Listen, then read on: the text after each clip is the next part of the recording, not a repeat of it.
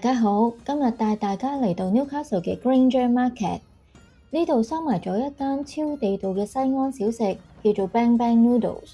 今日就一齊去睇下喺英國食西安嘢係乜嘢體驗啦。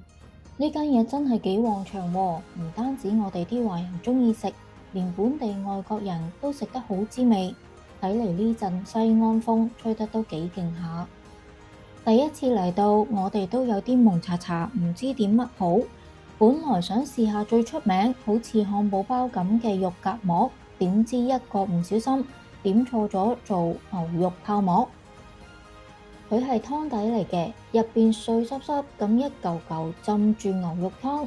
老實講，呢種口感我哋真係麻麻地，有啲失策添。仲叫咗個番茄雞肉炒麵，入邊有木耳、芹菜同椰菜。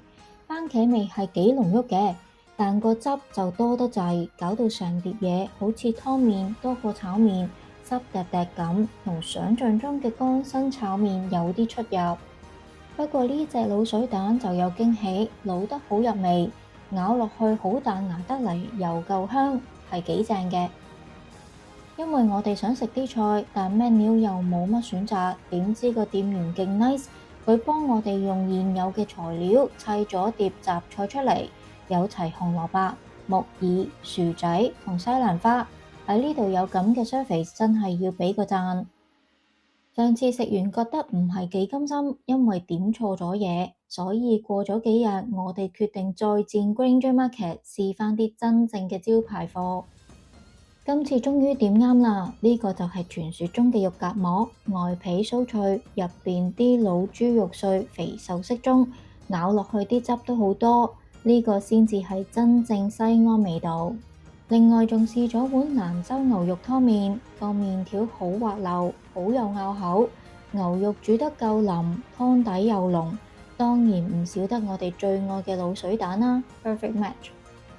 呢間嘢最正係開放式廚房，可以睇住師傅即叫即整，好有 street food feel。